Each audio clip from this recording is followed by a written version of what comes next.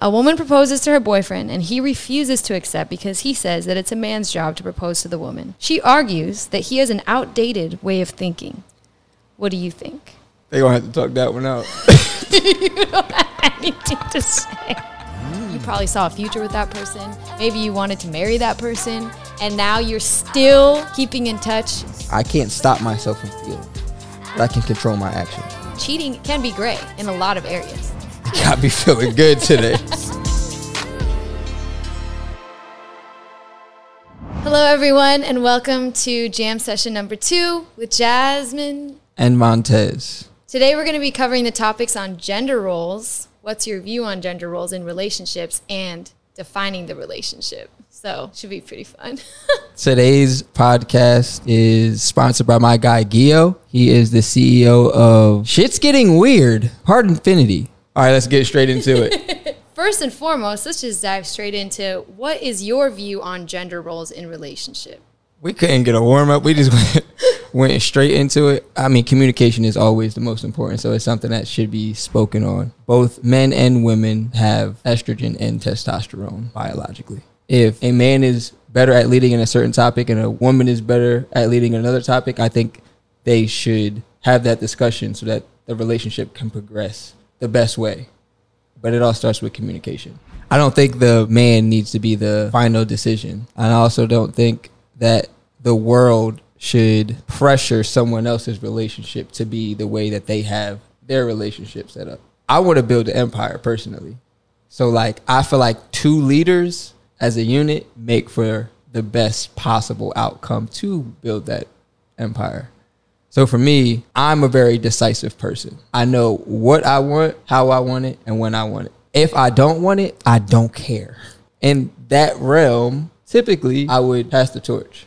I don't have an issue with being led as an alpha. You know, I actually learned that the leaders of the pack, in a wolf pack, they lead from the back. Really? Yeah, and I think the eldest male leads from the front. So the wisdom is out front, and the protector, the strongest, is in the back. It's a unit. That's a plan. I think that works. What about you? I like your perspective. I think it's different. Yeah, I like it, but it's No, I like it. I mean, I actually agree with it, which is weird because Really? That's a point for Tez. Note that.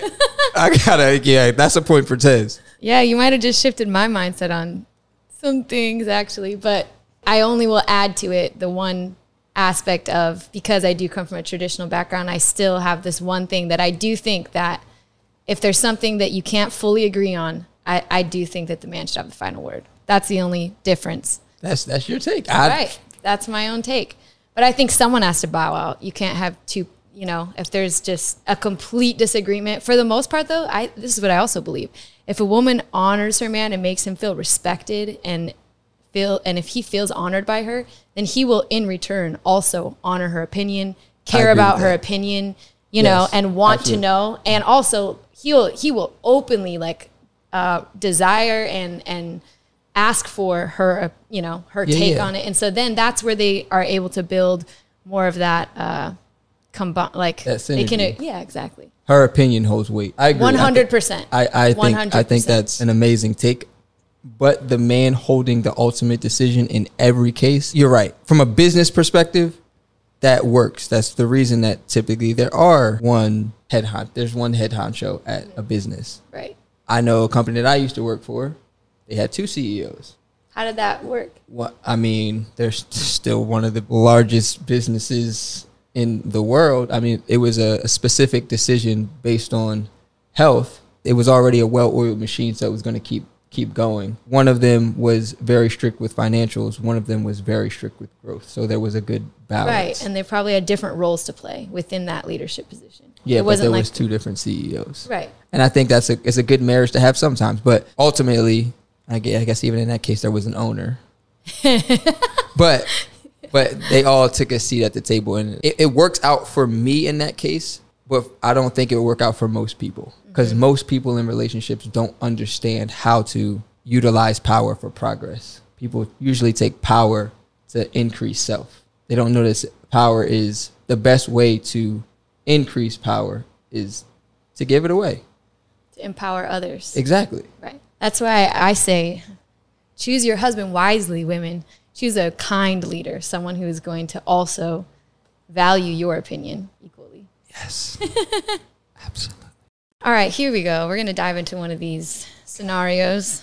A husband says that if his wife expects him to pay all the bills, he expects sex regularly, even if she's not in the mood. He says sometimes he's not in the mood to pay the bills. What do you think? Hey, shit's getting weird. Yeah, at no point am I ever going to say that someone has the right to someone else's body. That's just not. There has to be an agreement. We're living under the same house. If you decide not to pay the bills, well, the light's not shining on you either, buddy. Like, what are we talking about? If that person doesn't want to have sex, it takes two to mingle. I don't care how you put it.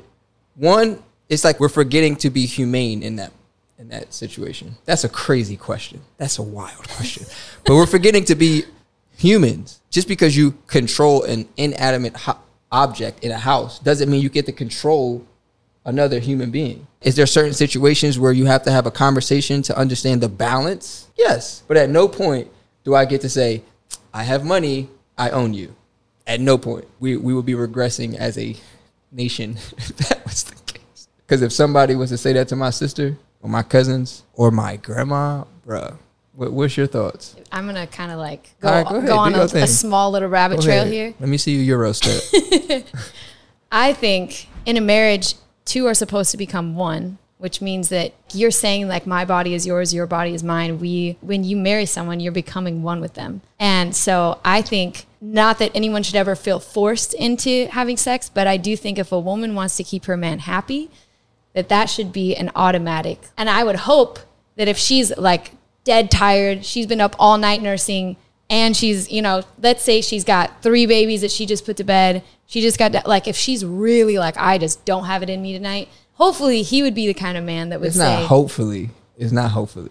It's the answer is no. Right. But what I'm saying is that if he is a good man, then the answer would automatically be no. But what I'm also saying is that there are a lot of times that women are like, oh, I'm just not in the mood today because I just don't feel like it. It's like, oh, okay, well, if you're not going to keep him happy, then you just have to know that there's going to be other opportunities where other women are going to try to make your man happy.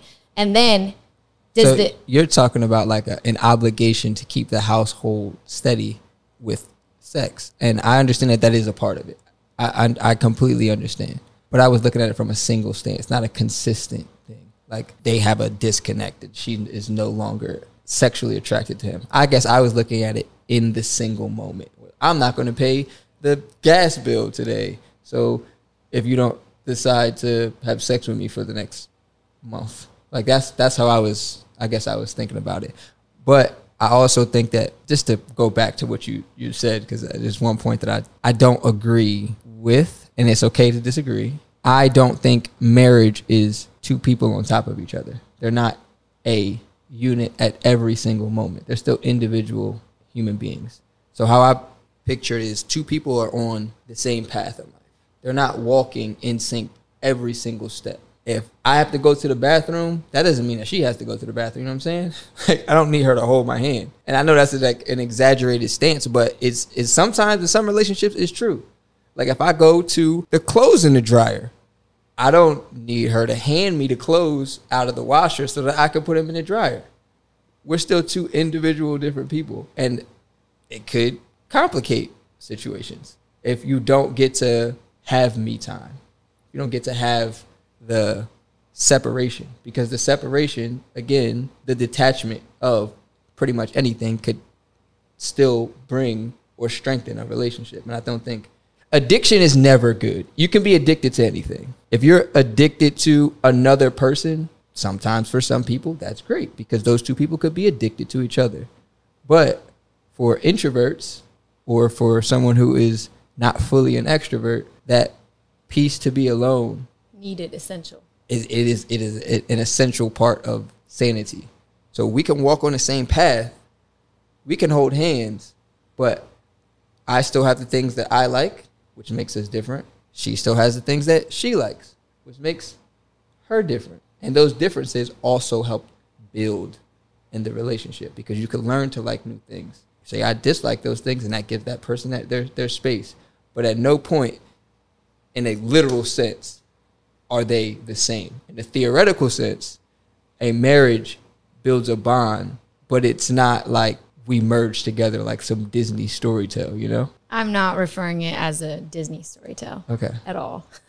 The thing is that, you know, even when we're talking about, if we go back to sex, like you can read on any different, I mean, from so many different viewpoints that when you have sex with someone, you are actually, two souls become one. Like it's a spiritual thing that actually happens. And that's not even just biblically speaking. I'm talking like across the board. If you read anything about like what actually happens when you have sex, it's like a soul tie that you are now bonded to that person, which means you have a piece of each other. And if you're choosing to bond with that person for the rest of your life and you're constantly just keeping that bond tight, then I feel like there is an aspect where you guys do merge, not where you cannot still have separate things that you like to do or that you can't ever be apart. I'm not saying that at all. What I am saying is that when you see a healthy marriage, is that those two people complete each other to be a human that's even more, like has more to offer. Like let's say the woman has different strengths than the man and the man has different strengths than the woman. To combined, now they have double the amount of strengths.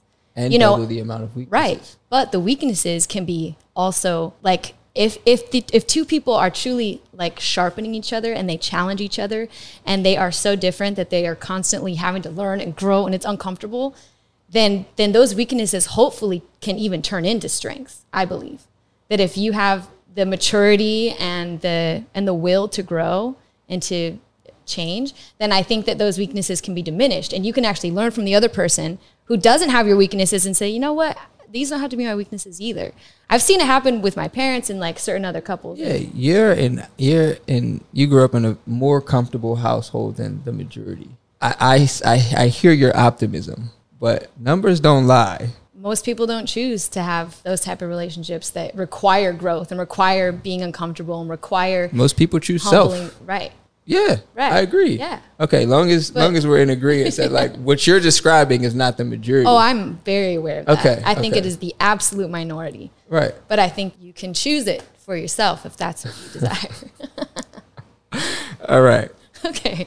Well, that one turned into a longer question. That was good though. That was good though. Good okay. Chat. Now we're going to kind of do it on the flip side here. So because these are all kind of gender-based questions, a woman feels that her man should take care of the domestic duties since she pays all the bills.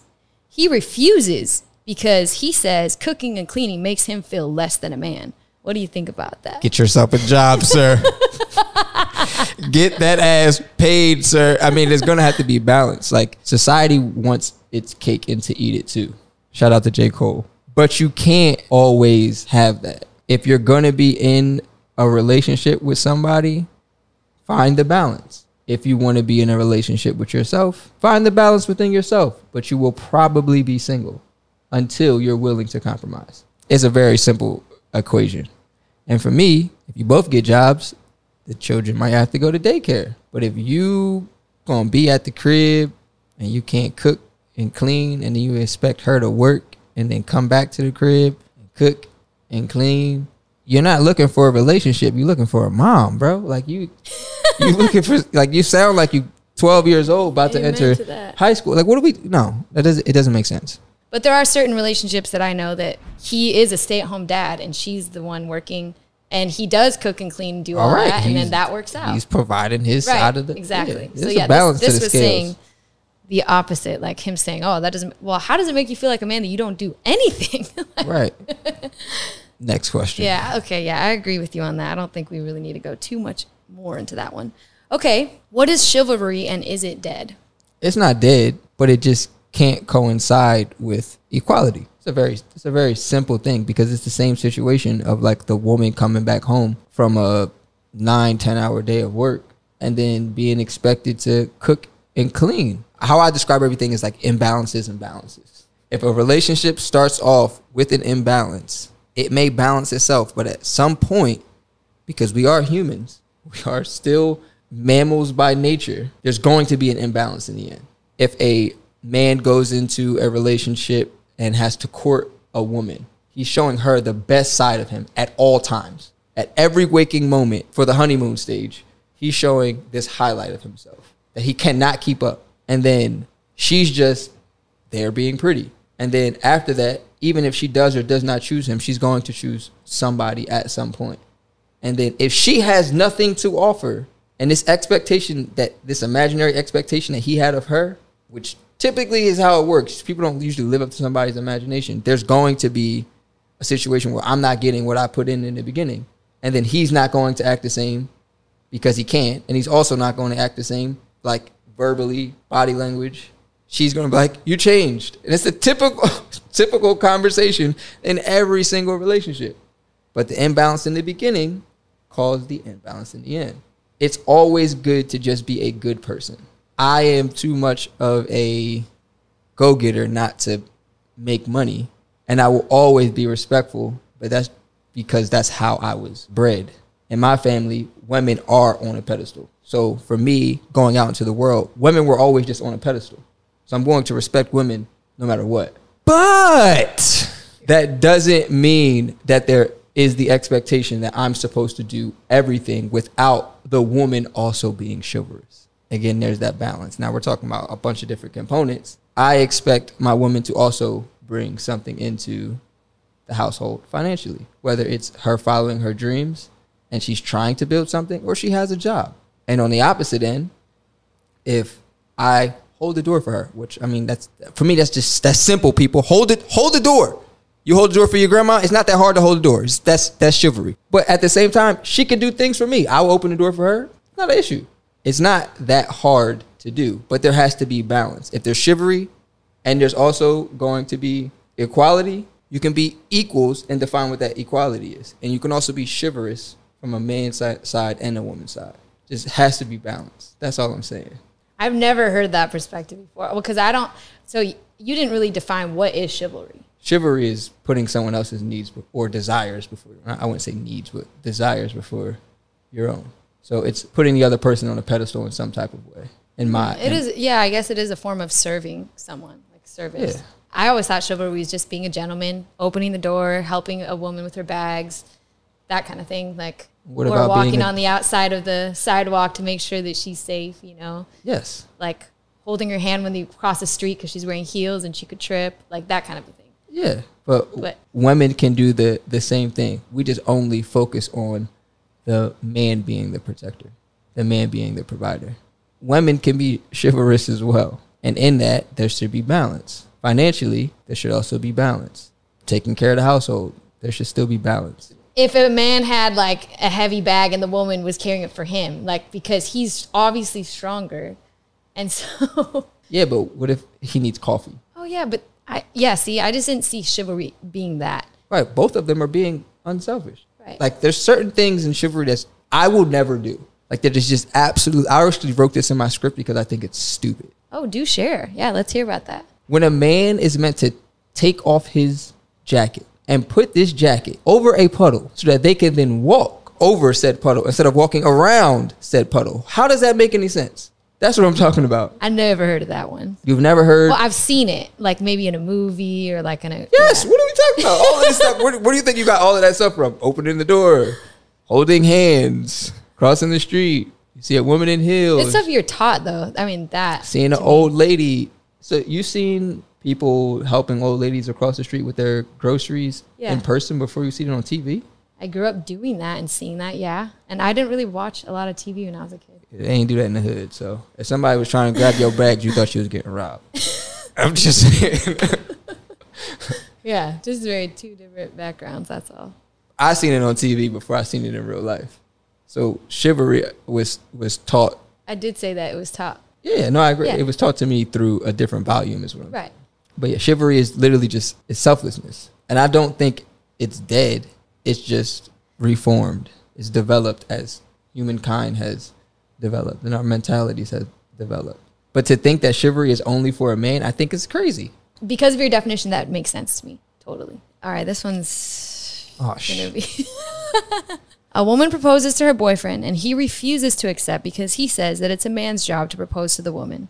She argues that he has an outdated way of thinking. What do you think? They gonna have to talk that one out.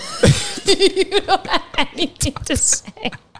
I've seen proposals like this online a bunch. Like, haven't you seen those on Instagram and Yeah, Facebook, I mean, where the girl proposes and he's just like, I mean, like, I've seen a lot of proposals. So the one that comes to mind though is the one where the woman they're at Disney, I think, and the woman proposes, and he like, at first he's like, what is going on? And that would have been my reaction too, like around a bunch of people, and this woman is proposing to me, and then it wasn't his actual reaction to like, why is this happening? It was like, damn, I'm really happy that this is happening. He also gets down on one knee and proposes at the same time. I was like, yo, they're on the same page. Their page is on the same page. That was amazing to me. Not for me. Don't get down on one knee for me. I think very few women would ever do that. I don't know a single one personally that would ever do that. I've just seen it online. That has me torn. So I like the doer mentality, like a woman that is a go-getter, that takes initiative,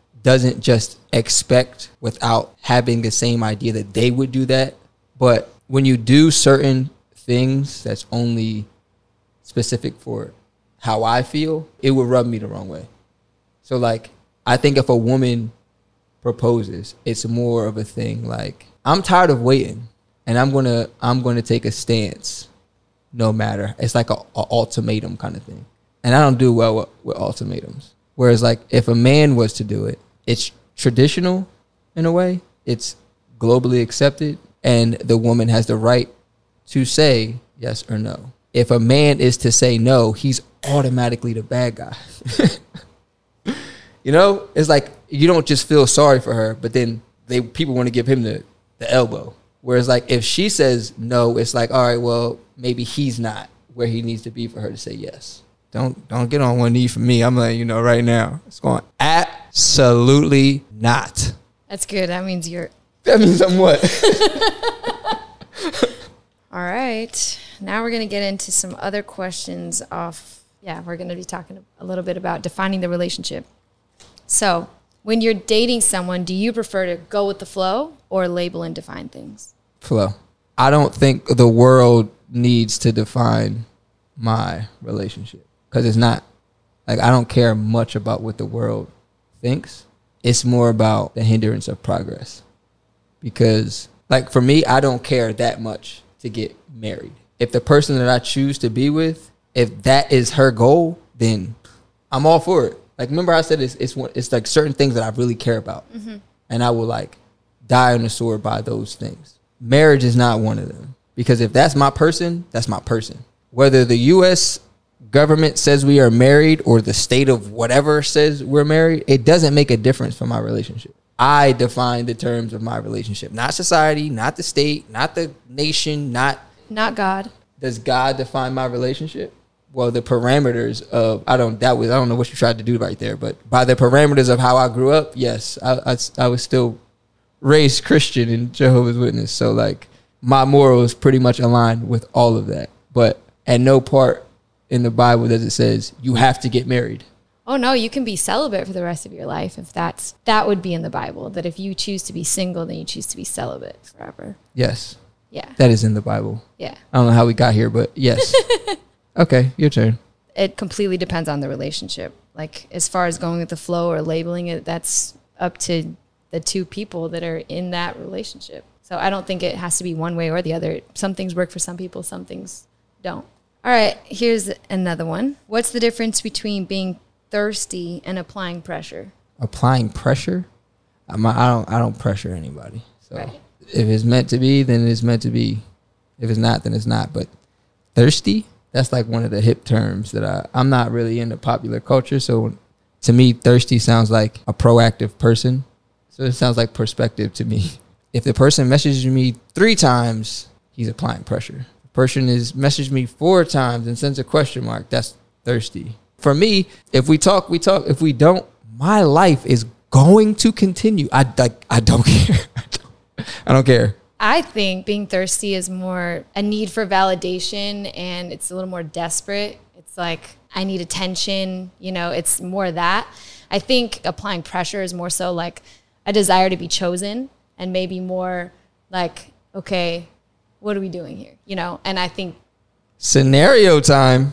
If a man finds out a woman loves a certain flower and he goes and finds out where she lives, bestows his love to her as she stands on a balcony, and plants a field of her favorite roses in front of her house. After a couple of years of figuring out what her favorite things are, what she hates, what she desires, what she absolutely like thrives for in life, and presents those things and asks for her hand in marriage. Is that thirsty, or is that applying pressure? That's neither, because these are people that are not in a relationship. Thirsty and applying pressure, those are terms that are used outside of a relationship before you're in a relationship. Oh, they're not in a relationship. She is engaged to another man. This is the storyline of a movie. Okay. Is he thirsty, or is he applying pressure? No, he's applying pressure and he's in love. Wow. So because he's in love, it's applying pressure. Well, thirsty is not reciprocated. Being thirsty is like... I never said that she is involved with this man at all. First of all, I didn't know she was... I thought they already had a relationship. So now you're saying... She is engaged to another man. Uh-huh. It's getting tricky now, huh? Sound like grandpa, don't it? Yeah, what? Huh? That, I don't know. Exactly. It's all perspective. Thirsty and applying pressure is literally whoever's... Like, for people that know me, no one would ever say that I'm thirsty. But I can guarantee you, at some point, someone told a story. I've not heard of it, but I'm sure somebody at some point told a story where Montez was thirsty. Would anybody that knows me believe it? No. But it's perspective and how the story's told. This is also a perspective question. So, okay. Well, what's the difference between exclusively dating someone or just dating? So that depends on what city you're in. Okay. Or where you are in the world. Or we're going to just base it on the U.S. If you're in one of the show me cities, like the ones with the big lights, like Vegas or San Francisco or New York or Miami, L.A., there are people that will say you're dating if you go on one date. Wait, what? Yes. There were people like, what do you do? Are you in a relationship? No, I'm dating. So you could be like, all of LA is dating all of LA. Like I'm quite literally all of LA is dating all of LA. If you were to go back to a suburb in the middle of Virginia, one person says, I'm dating someone else. They're pretty much like the definition of it for them is that they're exclusive. But that's not how it is. And because everybody in these larger cities is typically looking for the next best thing. It's like the same thing. Like it's just, now this is stupid to me. And I didn't know what it was until I got to, because it's a completely different culture than I'm used to. The whole, like, when I got to college, this was very, very confusing. And I'm sure it was confusing for a lot of people, not just me. So I'm not even going to sit here and act like I was the only one. But like, get to college and somebody's like, oh yeah, I seen them at the party and they hooked up. I'm like, oh, what's that mean? Did they hold hands? Did they kiss? Were they in a room and you didn't see what happened? Like, what's hooked up? Oh, no, they just hooked up. All right, cool. I don't care that much, so I'm going to just exit stage left. But the definition of things change with where you are. Well, I think dating is typically casual. Like, it's getting to know someone, going on dates. Like, if we're being very literal, it's spending time with someone, getting to know them, doing things together, making plans. Like, that's just dating.